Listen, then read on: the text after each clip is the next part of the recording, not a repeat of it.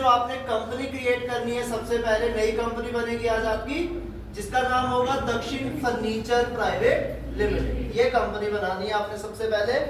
तो हम लोग टैली में चलेंगे,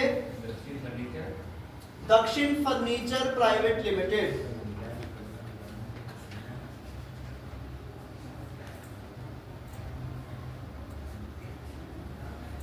ठीक है, तो कंपनी क्रिएट करनी है हमने। कंपनी नॉर्मल जैसे बनती है वैसे बनेगी।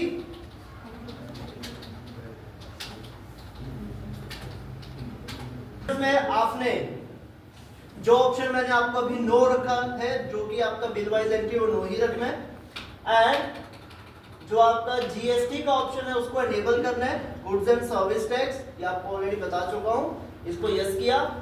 अब जो स्क्रीन आएगी तो स्टेट कर्नाटका, अब डीलर कौन सा लेना आपने, कंपोजिशन। अब आपने रेगुलर नहीं लेना, ठीक है।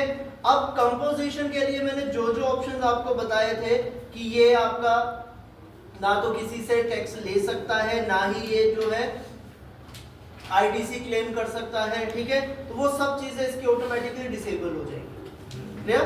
तो आपने रेगुलर की जगह आप क्या लेना है, कंपोजिशन। अब जैसे आप कंपोजिशन लोगे आप देखोगे नीचे कुछ चेंजेस आएंगे, ठीक है। यहां से मैसेज आ रहा है आपके पास, you have changed the registration type from regular to composition, so need help to know what next। तो अगर आप हेल्प लेना चाहते हो टैली की तरफ से तो यस करोगे, अगर आपको हेल्प की जरूरत नहीं है तो आप इसको नो करोगे, बिकॉज मैंने आपको ऑलरेडी सब कुछ बता रखा है, तो आप इसको नो रखोगे।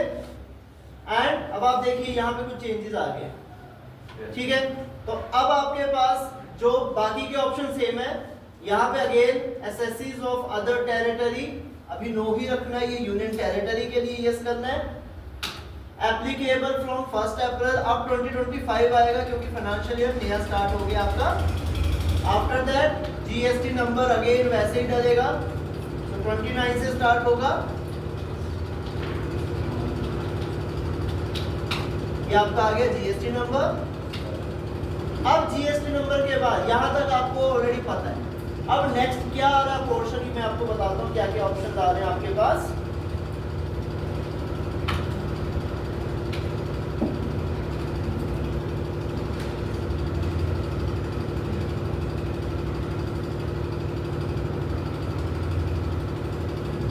ठीक है, तो ये आपको ऑलरेडी पहले से पता है। अब इसमें नया ऑप्शन क्या आ रहा है, एडिशनल फीचर्स में जीएसटी में क्या आता था, set alter GST rate detail, but इसमें क्या आ रहा है, tax rate for taxable turnover.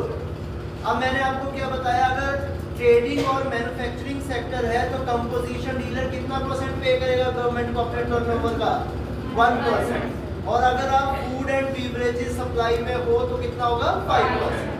तो अभी हमारी कंपनी जो वो टीवी में डील कर रही है, टेलीविजन बेच रही है, तो प्रोडक्ट में डील कर रही है, इसलिए हमारा ट्रेडिंग सेक्टर है, तो tax rate for taxable turnover कितना आएगा, 1%। इसमें इतना कितना लिखना है आपने, 1%, ये ऑटोमेटिकली आ रहा है, ठीक है।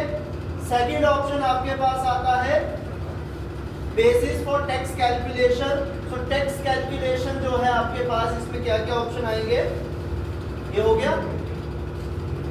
अब इसके बाद यहाँ पे आपके पास एक आएगा टैक्सेबल वैल्यू, एक आएगा taxable exempt and nil rated value. अब मैंने आपको एक चीज बताई थी कि composition dealer exempted goods supply नहीं कर सकता, ठीक है, राइट। तो यहाँ पे हम टैक्सेबल, यहाँ पे हम लोग क्या लेंगे, बेसिस ऑफ टैक्स कैलकुलेशन में क्या लेंगे, टैक्सेबल वैल्यू, ठीक है। नेक्स्ट पोर्शन आएगा हमारा enable tax rate for purchase, इसे आपने यस करना है।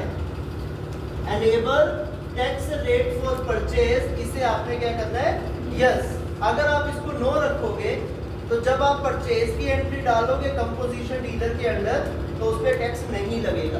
अगर इस ऑप्शन को यस करोगे तो जब आप परचेज करोगे तो टैक्स पे करना है आपको, ठीक है। सेल करते टाइम आप कस्टमर से टैक्स नहीं लोगे, राइट, बट जब आप परचेज कर रहे हो तो जिससे सामान खरीद रहे हो उसको तो टैक्स देना है ना आपने, और वो नॉर्मल टैक्स रेट पे देना है, 5, 12, 18, 28 जो भी टैक्स रेट लगेगा उसके ऊपर आपको वो पे करना है। तो इसलिए enable tax rate for purchases को यस करना है। अगर नो रखोगे तो परचेज की ट्रांजैक्शन पे टैक्स नहीं लगेगा। तो इसको आपने यहाँ से क्या कर दिया, यस कर दिया। बस ई वे बिल ई इनवॉइस क्या रखना है, नो, क्योंकि ये आपको ऑलरेडी पहले हम बता चुके हैं। तो अब आपने जो ई वे बिल और ई इनवॉइस का पोर्शन है वो अभी इसको ये सब समझाया मैंने आपको ऑलरेडी, ठीक है। लास्ट क्लास में हमने पहले सब कुछ पढ़ा है, तो अभी आपने इसको क्या रखना है, नो रखना है, ठीक है। अभी इसका हमारा कोई काम नहीं, ठीक है। और इसमें ई वे बिल के बाद जो ई इनवॉइस का ऑप्शन नहीं आ रहा है, ये नहीं आ रहा ना, क्यों नहीं आ रहा है, क्योंकि कंपोजिशन डीलर कब चूज करते हैं हम लोग, जब हमारा टर्नओवर 1.5 करोड़ से कम है, और ई इनवॉइसिंग कब लागू होती है, 5 करोड़ से ऊपर, ठीक है। तो मतलब जब हम रेगुलर डीलर हैं और हमारा टर्नओवर 5 करोड़ से ऊपर है तब ई इनवॉइसिंग चलेगी। इसलिए ई इनवॉइसिंग ऑप्शन नहीं आ रहा, सिर्फ ई वे बिल का ऑप्शन आ रहा है, क्योंकि ई वे बिल तो जरूरी है ना, जब 50,000 और उससे ज्यादा का बिल होगा तो ई वे बिल बनाना पड़ेगा इसको भी, तो इसलिए वो ऑप्शन दे रखा है। बट अभी हम उसको डिसेबल कर रहे हैं, नो कर रहे हैं, और बाकी जो ई इनवॉइस का ऑप्शन है वो अभी हम उसको, वो यहाँ पे आपको शो ही नहीं हो रहा है, वो क्यों नहीं हो रहा है वो यहाँ पे आपको रीजन बता दिया, ठीक है।